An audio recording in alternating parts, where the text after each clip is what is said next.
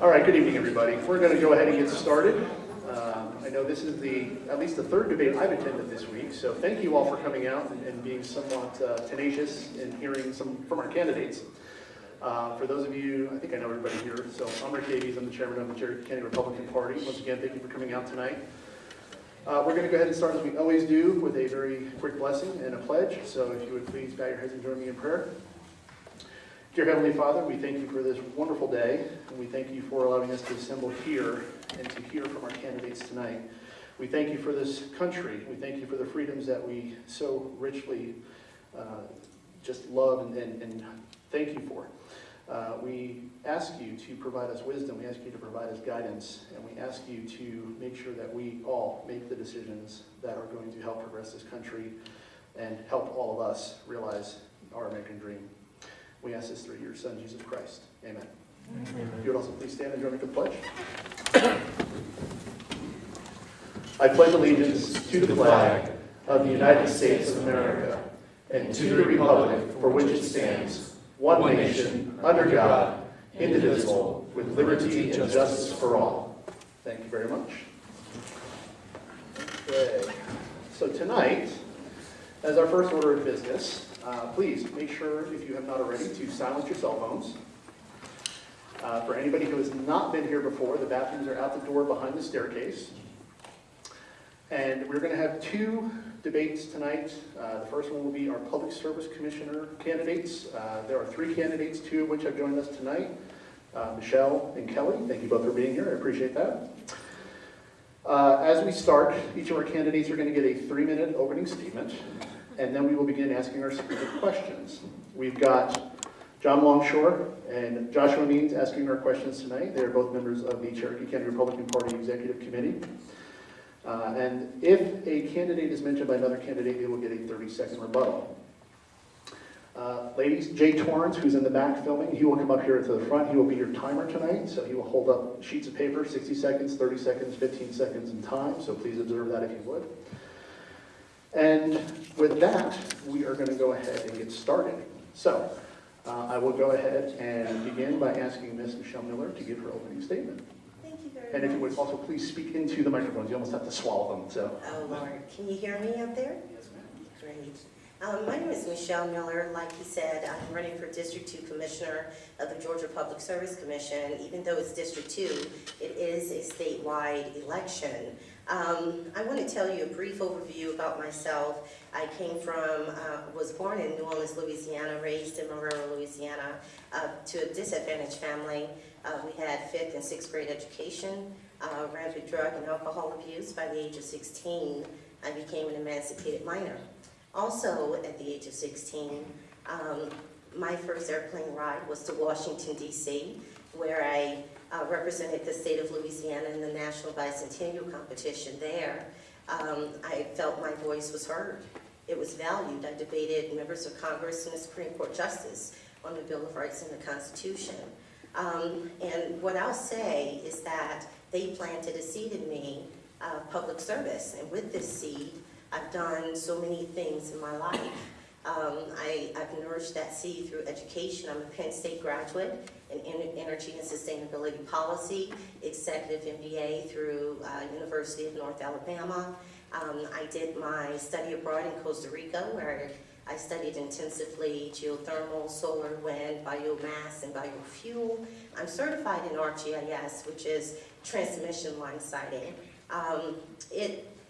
Transmission line siting, route optimization, metadata analysis. Also, I'm certified as an ethical leader in business and policy from the NASPA Center for the Public Trust. So the Public Service Commission regulates electric, natural gas, and telecommunications, but I believe we can do so much more. I believe as your Public Service Commissioner, we should be your financial steward and investor, making sure that we lower your bills, making sure that the investments we make on your behalf have a positive benefit. And if it doesn't, we have protections written in those contracts for you.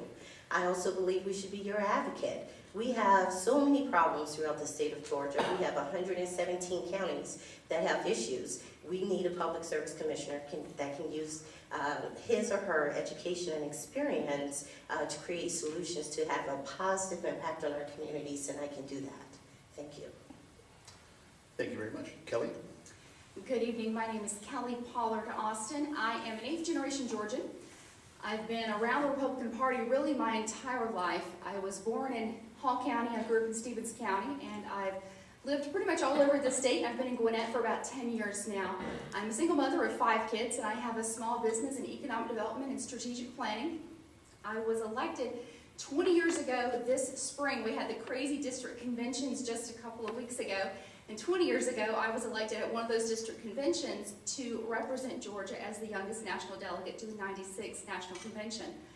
Following that, I really filled most every position in the local Republican Party. I was the Stevens County chairman when we went from a majority Democrat county to a majority Republican county. And I was the area director for the 9th District over North Georgia under Congressman Charlie Norwood, recruiting and training candidates and holding events and really trying to engage people with the entire intent to elect conservative, ethical Republicans to really change the way government is done. And spent most of my life doing that through strategic planning. I now own a small company in economic development, and I was approached, I guess over a year ago concerning this position because I've known the incumbent for most of my life. I've worked with him. He's been a family friend. My parents helped form Team PAC when it first got started. And I was challenged at really whether I believed what I say I believe in principles over just blind loyalty. And if I did, that I'd look into what he was doing and I'd run.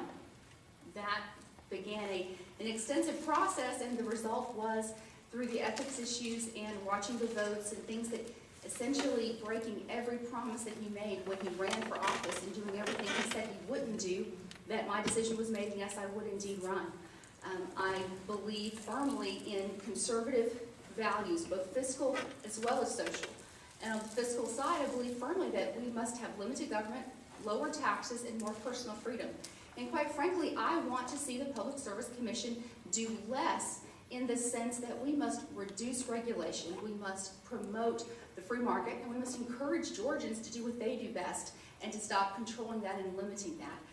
We'll get into a lot more as time goes on, I'm sure, but my 3 points are limited government, lower taxes, and more personal freedom, just to bring the conservative fiscal responsibility into the decision making. I say in one of my bios that I can add 2 + 2 and it equals 4 every time. And quite frankly, I feel that many in public service or in elected office have gotten away from that and tried to make it a lot more complex and more of a common core kind of math. But with that, my name is Kellie Pollard Austin, and I look forward to answering your questions and getting to know you more and earning your vote. Thank you. Thank you, Kelly. And we'll begin our questioning tonight with John Longshore. Would you agree with the statement that in a free market, if an industry cannot survive without a subsidy, that you would not support it? And we'll start with Kelly. Yes, I would say absolutely. If any business cannot survive in a free market without a subsidy, then the government has no business being involved in that. Government has a role to protect the voters, to protect the taxpayers, to protect the consumers, and any business that requires a subsidy to survive, not to start off, not to perhaps get a kickstart if needed, but to survive, doesn't fit the free market, and absolutely can't support that. Michelle. What I'll say is it depends on the case-by-case scenario. If you look at our state, Georgia, we are an agricultural state. Most of the farmers who live here actually use the Farm Bill, and the Farm Bill has subsidies. The Public Service Commission, even though our annual budget is less than $9 million, we subsidize the industries in Georgia that we regulate with your money. So, as a public service commissioner, it is extremely vital that you have someone to understand what it is, because I believe in more limited freedom as well. I believe in the free market as well. But that's not what we have here in Georgia. We have a very heavy regulated state. So how can we use that to our advantage? How can we make sure that we're delivering the services and the benefits to our consumers here in Georgia? That's a really vital thing on the Public Service Commission. Another thing that I wanted to say is that you know, with subsidies, we need to make sure that they're going to the right place. People are upset, not because they're giving money, they're upset because they're not receiving any benefit. And in a free state, every one of us have an obligation to pay our share. We pay our share for roads and bridges. We have to pay our share for the infrastructure here in Georgia for energy. And so it cannot work without you. Every single dollar that the government has comes from you. So, you know, my take is, how can we use the situation that we're in the Public Service Commission and make it work? You know, that's what I believe. Our next question will come from Joshua Means. The preamble of the Republican platform states that a smaller, smarter government that keeps taxation, litigation, and regulation to a minimum will keep America great and lead to a legacy of growth and prosperity. With that in mind, how does the regulation of the internet accomplish this? How does the regulation of cable, cellular, and other markets accomplish this ideal? Michelle, this will be yours.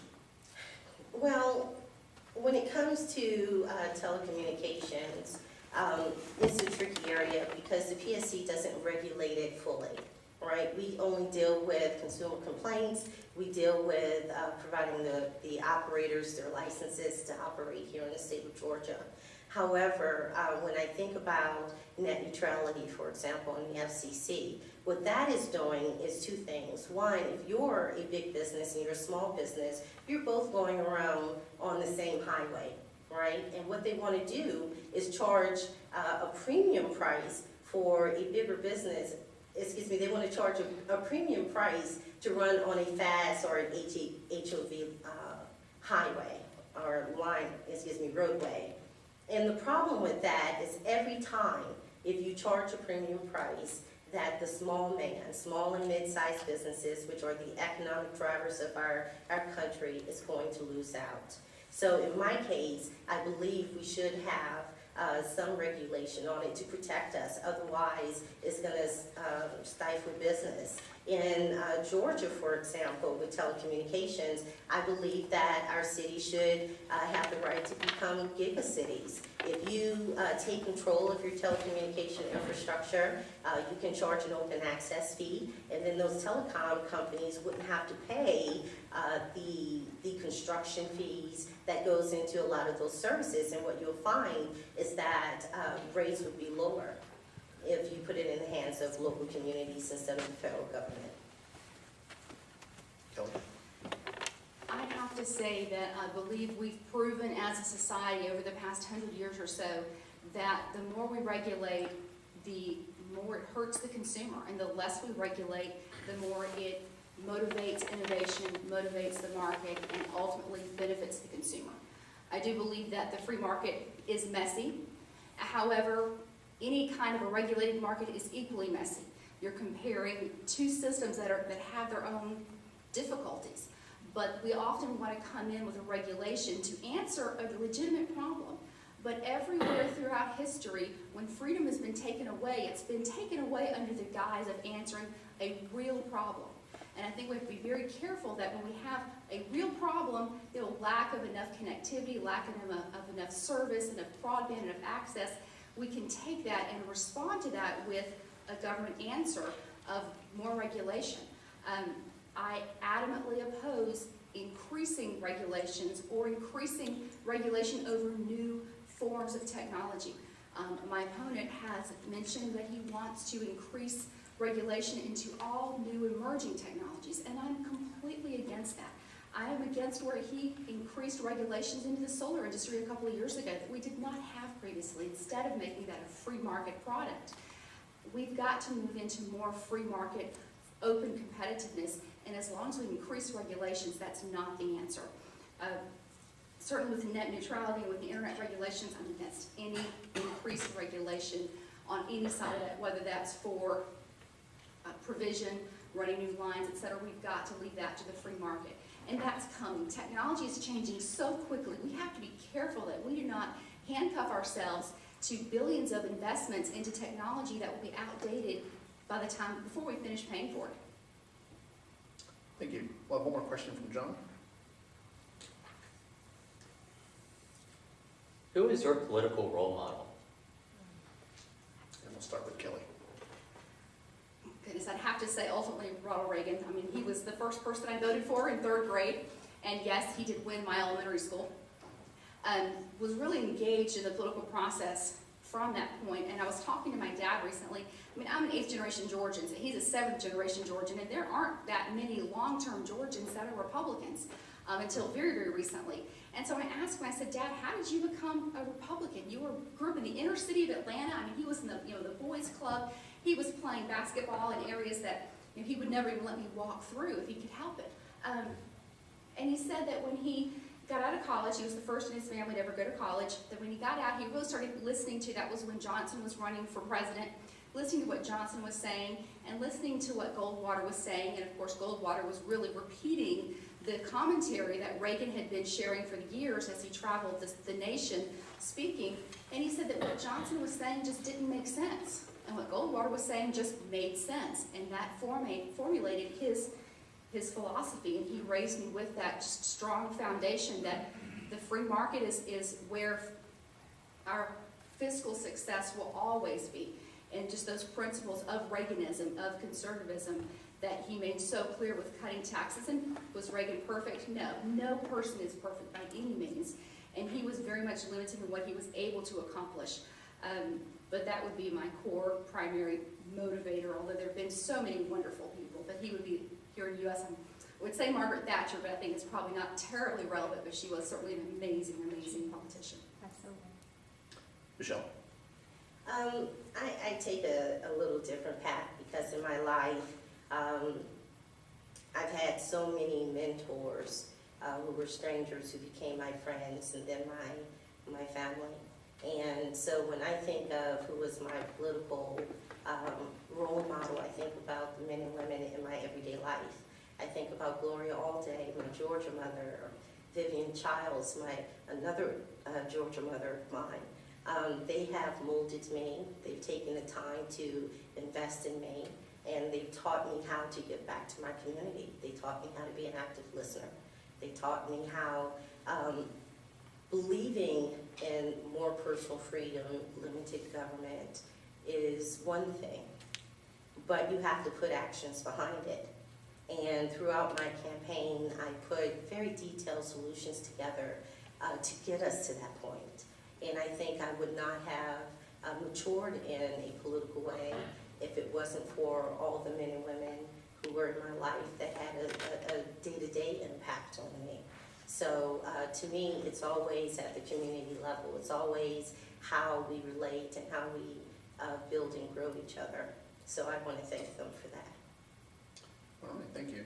As a reminder, if anybody has any questions, please come up to the front and take an index card and write your question out. We do have one question that's currently been submitted from the audience, and that question is, why should consumers be obligated to have the smart meters installed on our power meters? And we'll start this one with Michelle. I don't think you should be obligated at all.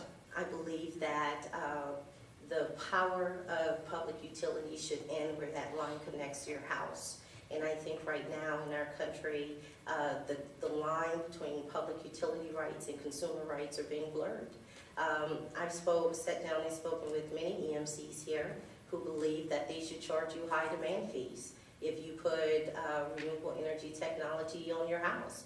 I spoke with many of them that said that you should be charged a high standby fee, which means if you had a solar panel on your property and you had to go back on the grid for 5 minutes, they could charge you up to $1,500. And I don't believe in that.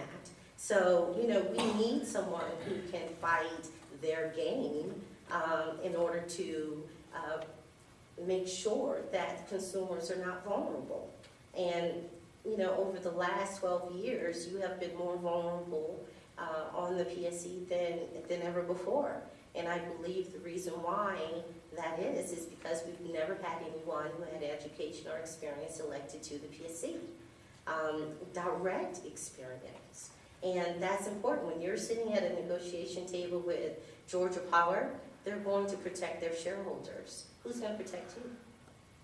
How are they going to know how to fight from a position of strength if they don't have those tools in their arsenal to protect you? And I do have that. I've done deals in China and France. I've done deals here. I won a military contract with Brooks City Base. You know, it's incredibly vital to make sure that we can identify where those pitfalls are and then fight for you appropriately. I think it's a tricky question. I certainly would agree that no one should be mandated to have a smart meter. That should be a personal decision coming down to having more personal freedom. I think that there are some direct benefits that the consumer needs to consider whether or not that would make sense for them. I would say that moving into a time of demand, a time of use cost parameter for energy makes a lot of sense in a lot of cases. It really allows the consumer to take more responsibility for what they're using and allocate their usage accordingly. You know, you'll hear my opponent talking about how that because he has an electric car and by charging his electric car, he qualifies for a special rate from Georgia Power. And because of that special rate, it actually causes his entire utility bill, even including charging his car, to be several $100s a year less than it was without that. And that's because of that special rate that they give him as a subsidized benefit. But that's kind of brought about and only allowed through that smart meter that can really tell when you're using that. It's just an issue that I think should be individually decided, but we have to make some decisions of how to transition ourselves into a more market-based, free market in the energy situation. And really in the billing capacity, that is exactly a free market system where you're using energy and you're paying. It costs so much more to make energy in the afternoon. It makes sense that it would cost more to use energy in the afternoon. That's just some questions we have to discuss and decide what makes sense. But ultimately, yes, everything should be at the consumer level of decision making as much as ever possible. Can I get a rebuttal? 30 seconds. Well, I think they're misunderstanding. Smart meters are already, they already put a chip on your power Terry, meter. was this your question? Yeah, it Okay, was. so Smart meters. Smart, wait, Yes, sir. let me just say. let's My clarify. dear We'll give friend- rebuttal time for both of you. Okay, my dear friend, Robert Deadweiler, passed away, but for about 3 years he went down to the PSC fighting the fact of what the smart meters did. And through if you were connected with Swanee or Copy MC, you could have them come out, remove the smart meter, and go back to the analog, but you would have to pay so much money. We pay $20 a month to pay for them to come read our meter, but it's a lot better than having that radiation and that imposed on your meter without even your knowledge. That is a chip that they put in your meter, on your water, your gas, and your power on your home without your permission, so they can read it from the major grid without having to We'll give each come of out you a and read minute it. to respond to this, so we'll go ahead and start with you, Michelle. So Jay, And 1 minute, please. You're absolutely correct with the smart meter. They can tell when you turn on your light, what time you turned on your light, and everything. And I don't believe that they should have that much access into your life. My opponent had mentioned time of use. Well, they'll use those smart meters for time of use on you, which is not good. She also was talking about time of use in energy solutions. I've heard her speak many times about Walton EMC and their community solar, which she said is a great free market example. But let me break down a community solar project to you. A 1 megawatt is what Walton EMC has. That's 1,000 kilowatts. Okay, they sell at $25 for 180 to 250 kilowatts. There's no way that 500 customers can utilize 180 to 250 block of renewable energy from that solar farm. They're overcharging. So not only are you Thank you, Michelle. paying for energy consumption, I'm sorry. Time's up. Kelly? I'm really not sure what else to add. I agree with your perspective that it should be a personal decision. I would have to say on a business perspective, which frankly has not been a decision-making part of much of the PSC's actions, but coming down to being a private citizen's decision, and without the chip, it would probably make sense that there's a difference in fee. I would say there should be a reduction in fee if you have the smart meter, because they're not having to come out and read that and the expense of that person doing it. But ultimately, again, we've got to bring things back to understanding what you're bringing up. Consumers knowing what these things are, having information about that, having it really explained, and then given the ability to make a decision on that is ultimately where we have to go. All right, thank you. So another question. Plant Vogtle has quickly surpassed its cost estimates and has fallen behind in terms of construction schedule. Given what is now known and the recent explanations given by Georgia Power as to the basis for these cost overruns and construction delays, do you think it was wise to lay the cost on the taxpayer before completion of the plant? And alternatively, is there any way for the PSC to intervene and determine if there is any way to get cost and time schedules back on track? We'll start with Kellie. Ultimately, was it a wise decision to begin with? No. And if you look at the hearings and some of the information when the decisions were made, even when they accepted this original budget, they set a budget knowing that they were still more than a year away from plans being completed that the budget was going to be based on. So the entire process was decision-making on faulty information and a complete lack of information. No one involved in the process from the very beginning had any expectation that they were going to get through the process in the manner it was originally written to be. There simply wasn't. And what we're dealing with now with these overruns, there's so much responsibility that has to be accepted. And unfortunately, what we're having is a situation where no one's accepting personal responsibility.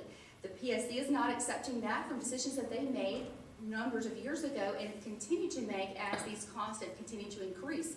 But you look back at this, and again, the PSC is ultimately responsible for this. Georgia Power is a private company, and they are going to look out for their shareholders. And the Public Service Commission's job is to be the advocate for the consumer.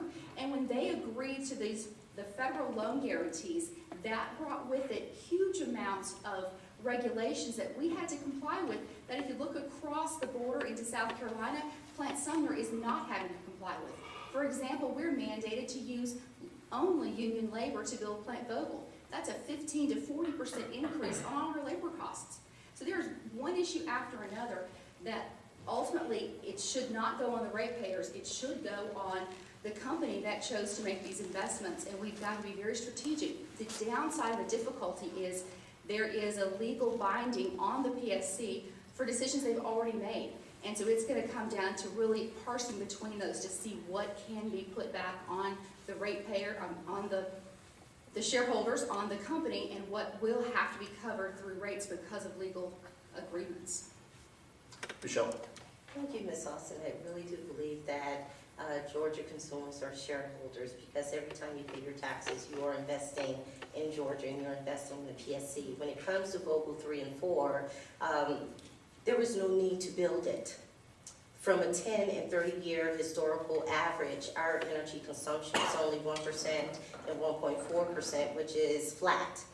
We didn't have a need for Vogtle 3 and Vogtle 4. Secondly, with building nuclear power plants, there's always been an historical cost overruns. The first time we built nuclear power plants here in Georgia, it was the EMCs that paid it. Then the state legislature passed SB 31, which made you responsible for it.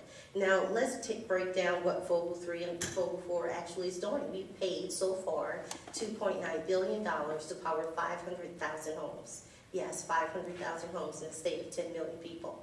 Okay, the cost overruns, the project is 39 months behind schedule. If you times that by an average of 30 days times 2 million a day, that's $2.34 billion. Our avoided cost to produce energy in Georgia is 4 cents. At the end of the day, it's going to cost us almost $7 per kilowatt hour for this Vogtle 3 and Vogtle 4 when it wasn't needed. And there were cheaper options to generate electricity. One of the saddest things that's happening is that we had the MEAGs participated in this deal too. If you look at Lafayette, Georgia, they're paying 7.5 cents a kilowatt hour, and their businesses in their communities are only paying 6.95 cents. They're losing money. They're upside down in this deal. So when the cost overruns come, which they delayed for another 2 years, not only is our local communities going to be in trouble, but the consumers are going to be in trouble. I would not have built the nuclear power plants, and I don't believe we should build another one. Thank you. Given that the internet is being used more and more often, not only by businesses, but by schools, do you feel that there should be involvement by the Public Service Commission to find ways to bring better service, or in cases where applicable, new service to areas of the state that currently are underserved or not served at all? And we'll start with Michelle. I do believe that the Public Service Commission should rise above and beyond their role, their duty in order to solve this problem. We have many communities who do not have the education or knowledge to put these deals together. So it falls upon us to create solutions. One of my campaign platforms is that we need a marketplace of solutions. I want to see your local community, your local public officials send me their most urgent issues. And every other year, I'm going to build workshops around those issues and then invite industry professionals so that we can solve those issues, create public-private partnerships. For example, in Lowndes County, they have a $40 million problem. They need to rebuild or invest in their telecommunication infrastructure, and Chairman Slaughter didn't know what to do. I sat down with him and I provided him a solution for a public-private partnership. I gave him one of my contacts to Google so he can get Google Fiber. You know, this campaign, this whole thing should be about solutions and how to help people. And if you're not willing to solve the problems along the way and you're going to wait in office, then more than likely when you're in office, you're not going to do it. And I've been solving problems all along the way of my campaign. And I think in order to, is that time up? Okay, in order to solve telecommunication issues, we need to give more power to those communities, but we need to open up the line of communications and start sharing information so they can make the best decisions possible for their communities. Kellie? I would agree absolutely that the Public Service Commission and everyone should be a participant in the process of ensuring that everyone in Georgia has access to what's needed to be successful, which would include, internet access. I would say that at the same time, we cannot allow this to increase regulation or to increase mandated funding. I would say that every county in the state is full of really, really smart people. I spent the past weekend down in Savannah at ACCG, which is the County Commissioners Convention, and talked with hundreds and hundreds of commissioners from all over the state, very, very rural parts of the state. And one thing that was very consistent was their desire not to have additional regulations placed on them or additional subsidies or mandates that they were going to have to comply with, but instead to really work towards free market options. The expansion that we're already seeing with all the fiber in so many areas is the free market at work. I talked with one company that works in the emergency EMS program with the teledoc and their concerns for having enough connectivity and really talking through some solutions that make sense completely on a free market side. I talked with AT&T and their investments. They're, $1 billion that they've already set aside or committed to invest in expanding their infrastructure.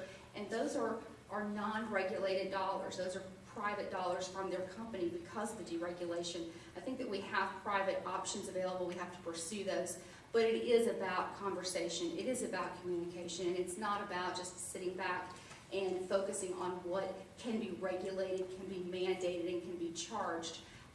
Each county, each local community should have the ability and authority to make those decisions for themselves. And the PSC should certainly be a resource for wise information and pulling all those entities together. I met so many this weekend, hundreds, that said they not only didn't know my opponent's name, they'd never met him, never met anyone on the Public Service Commission across the state. Thank you, Can I Kellie. have a rebuttal, please? She didn't mention you in her response. So. We're going to have our next question from Joshua Means. Yes. Many Georgians legitimately complain that energy providers have priced private alternative energy solutions like solar out of the realm of possibilities for consumers. What is your opinion on the issue, and will you or will you not vote to deregulate the energy industry here in Georgia so that alternative energy can be used more regularly and more freely, free of punitive actions taken by energy companies? And we'll start with Kelly. What I really want to see us do is to stop expanding regulation into new markets. Exactly what happened with solar originally, to pull those back. Do I think that we're going to go directly into a deregulated electricity market? I don't. Even if I would love to see that, I would be foolhardy to even suggest that, because it's not going to happen as much as I might want it to, or any other individual person might want it to. And whenever you make a massive change like that, it is very, very messy. What I would like to see is an organic transition, but intentionally transitioning away from this aggressively regulated market to, just as you're saying, as we're getting these new renewables, getting these new technologies, to not increase regulation into those markets, but instead to allow the free market to really work and allow every consumer to choose whatever makes sense for them. You know, we have such an inequity in the fact that a very large company can not only choose who they want to get their electricity from when they first open that business, but large companies can make decisions to do almost anything with their energy, even to bringing in renewables, to changing anything. But if you're a smaller company or if you're a resident, then you're much, much more limited, and that should not be the case. Each person, each business should have the ability and the freedom to make those decisions and investments for themselves, because a private business weighs the cost, and if it makes sense for them, then they can invest into that, and if it doesn't, they don't have to. We absolutely have to get out of the way and reduce the regulations and pull back from all these emerging technologies. So much is changing. We cannot even begin to imagine where we'll be in 5 or 10 years. When you look back to where we were just a couple of decades ago, and that's where we have got to stop over-regulating. Michelle? You know, if you look back, I'm going to try and talk fast for this one. If you look back to last year, we passed HB 57, which pretty much opened up the solar market here. It's now legal for you to finance a solar panel, and an example of free market. But if you think about it, it was doomed before it ever began, because written in that policy, the solar companies, 148 of them, who wanted to participate here in Georgia, only got avoided costs with their PPAs, which are power purchase agreements between the solar providers, which would resell that energy back to Georgia Power. So if you're a solar provider who's selling or leasing solar panels to consumers, you're going to have to charge a little bit more so you can make a little bit more, right, on the consumer end, because they're not giving it to you on the public utility through those PPAs. The second thing that happened is because the profit margins was extremely low at 4 cents a kilowatt hour, Georgia Power subsidiary came in and took the majority of the business, okay? So regulation matters when, and how we do it, it matters. Because if we would have opened it up and then wrote in that policy that Georgia Power could not bring in its subsidiary, we wouldn't be in the situation that we are in with increasing high rates with solar leasing. The second thing is that your electric bill would never go away. So if you are leasing a solar panel for $150 a month and your utility bill was $225, and they charge you an additional fee on top of that, and plus a high demand fee, then it wouldn't even be economically feasible for you to have a solar panel, you know, on your home. We need to make sure that the policies are actually helping consumers instead of hurting consumers. Secondly, when it came to the Georgia Power Solar Advance Initiative, they charged the highest rate to participate, which was $5 a kilowatt hour. So if you're building a 1 megawatt, that was 5,000 application to enter a lottery system. Most of the solar development you see in Georgia went straight to businesses and not the farmers. Next question is from John Longshore. To ask a question that's been asked in previous debates, and to kind of wedge in a more lighthearted moment into this debate, and since today's May 4th, what is your favorite Star Wars movie? A little bit of levity. At least we can't say we're not at least trying to be a little bit of fun. Michelle? You know, I just recently watched the new one. that came out, oh God. No. The Force Awakens. Yes, The Force Awakens. I missed it in the theater, and I actually watched it at home late at night, and it was pretty good. I slept through most of it and had to watch it over a couple of days. But, it was a great movie. I am a sci-fi person. I like Star Trek more than I do like Star Wars, though. So We might have to end the debate right now. I'm sorry. Kelly? Chris Pine, I tell you. Okay, what was the old one? What's the one that had the Ewoks in it? Empire Strikes Back. See, that, I was going to say, Or no, I'm sorry, Return of the Jedi, you're right, yeah. See, that'd be it. I mean, I need to have my own debate. when it came out as a kid, I mean, I love the Ewoks. I enjoy movies to have a moment to kind of get away, and so I tend to watch them, enjoy that, and then kind of walk away from it. So, but I definitely enjoy watching them. All right. Thanks for the lighthearted moment, John, I appreciate it. Josh? This is another internet question. Net neutrality has been a very, very huge topic over the last several years. Experts in the IT field almost universally abhor the concept of regulating the internet, saying the regulation of transfer of information is tantamount to regulating the First Amendment, a move that takes America closer to the internet policy decisions used by the world's most oppressive governments. Do you agree or disagree with that sentiment, and why? And we'll start with Kelly. Okay. Yeah, I would absolutely say I agree. We've got to avoid any regulation of that. I really worry at the power that is held with the internet and the ability to control that if any controls are brought into it. You know, it's one of those things that it's not just a slippery slope, it's a landslide. If we cross that threshold once, where does that stop? This is ultimately the free market. And if we begin to try to regulate anything that goes across that, you know, it's like taking it back to a telephone and saying that someone's going to regulate or have any influence over who you talk to on that phone or what conversations you have on your phone call. We can't take that to the internet and then decide that we have the ability to regulate or have any controls over what's transferred across that medium.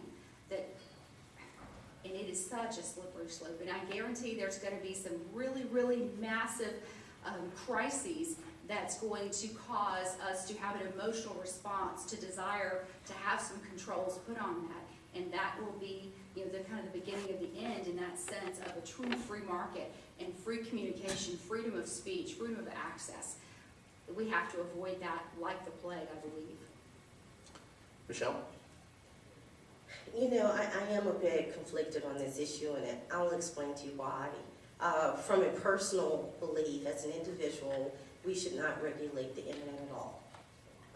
We should be able to use it, pass whatever information we want on the internet, whether you like it or not, because that's our First Amendment rights, and I truly believe in that. However, there's another part of me who was a military spouse for 16 years. My former husband spent 3 tours in Afghanistan. He served in the Iraqi war as well. I've lost friends in Afghanistan. And what I'll tell you is that the terrorists are very tech savvy these days. They're using the internet in order to attract members to recruit. And what I feel is that, you know, we should allow them in a very restrictive way to go after those terrorists on the internet.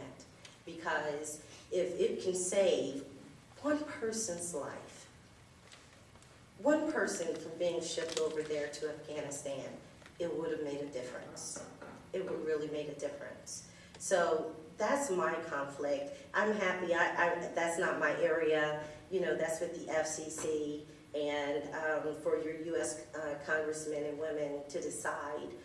But for me, that's the only area that I have concern with as far as what the government should do. All right, thank you. Well, we're going to go ahead and wrap up and begin our closing statements. And I will ask Kelly to give her closing statement, please. How long do we have for closing? 3 minutes. Oh, okay. Ultimately, I believe that we have got to, as communities as a state begin to remember who we are and what we're founded to be and what our real authority is as a state, and to make decisions for ourselves and to stop casting those off and responsibilities on others. We blame the federal government. I mean, obviously, thanks Obama, he gets blamed for everything. And ultimately, we have to take self-responsibility. The federal government can make regulations. We've certainly seen many states that are now moving towards nullifying some of their overreach. And that's not an unprecedented place for us to consider. We have to make decisions for ourselves and be willing to back those up with whatever it takes. I believe that our nation was founded upon strong principles and an absolute commitment to hold firm to those concepts of freedom. And that when we begin to let those go, we end where we are now with losing any understanding of what the Constitution even meant and being able to rewrite and change things constantly. That sounds unrelated to the Public Service Commission regulating energy, electricity, natural gas, but I disagree. I believe that every time we elect one of our own, one of our peers to represent us, we must know that at the core they share our same core values of what our nation is and who we want representing us, because one position immediately then influences another position. We can see that with the vetoes we've seen come out just this past week from our Capitol.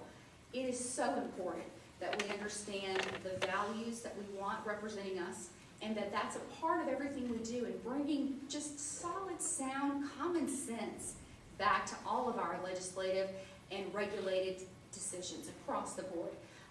My 3 commitments to do in office that we haven't really covered is, the first is to make every vote of the Public Service Commission recorded and searchable. Right now, they don't even track their votes. And my opponent has said that I'm mistaken in that, and I began to wonder, but I had my Freedom of Information request returned with a letter from the attorney saying, I'm sorry, we can't fulfill that because we don't track the votes of the commissioners. We can't have accountability and transparency when we're not even tracking the votes. And then to make these hearings live streamed on the internet, and to provide an electronic format for every rate increase to be publicized. Unless the consumer, the voters know what's happening, how can you even really stay informed and stay involved? Those are just core, simple transitions that we have got to move into.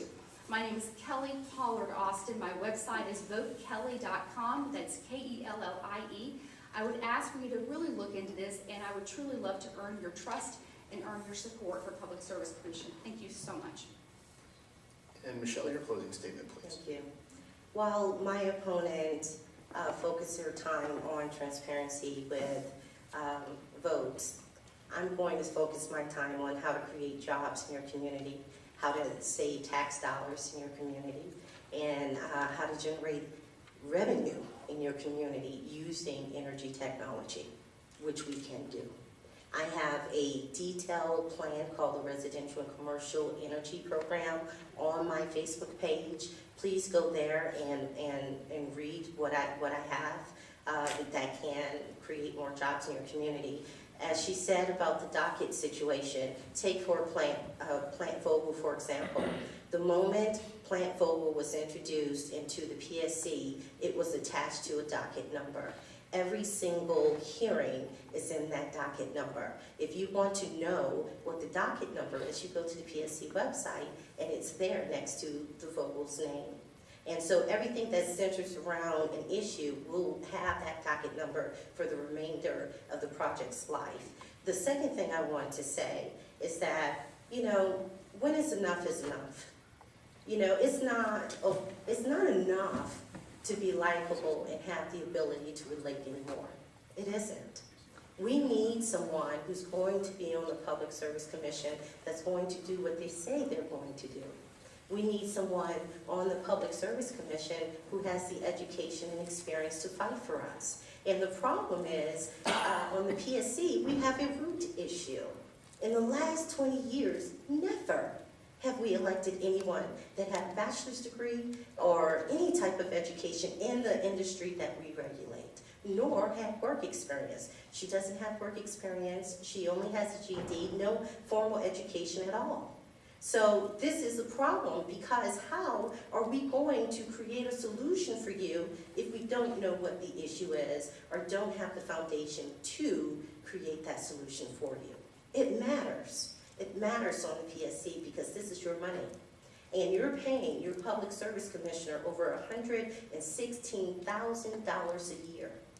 What type of value do you want for that? Do you want someone who can work for you from day one and not have a huge learning curve? Or do you want the same status quo that we've been having for the last 20 years? Rates going up, rubber stamping everything, and nothing is getting to the hands of consumers or small to mid-sized businesses in Georgia. I know what it means. I've taken the time to invest in myself. I went to the PSC. I've read over 6 years of transcripts in 3 days before I even started my campaign because I wanted to know what the issues were. And then I took the time to talk to people all over Georgia to find out. I've been on this campaign trail since August of 2014, talking to people. I have over 116,000 miles on my car for you. Thank you. I want to thank both of these ladies for participating tonight. Kellie, Michelle, thank you for coming. Thank you. Yes. They also took part in our interview series that is up on our website, CherokeeCounty.gop, so you can go and see the interview series with their opponent as well. And we thank them for doing that as well. It's something that not everybody has chosen to do. We'll take a very quick break here for approximately 5 minutes, and then we'll have our next debate, which will be Senate District 21 with Brandon Beach and Aaron Barlow. So please stay with us. Thank you. Thank you, Mr. Davis. And before you go, do remember, ladies and gentlemen, that there is a table up at the front of the auditorium with index cards and pens.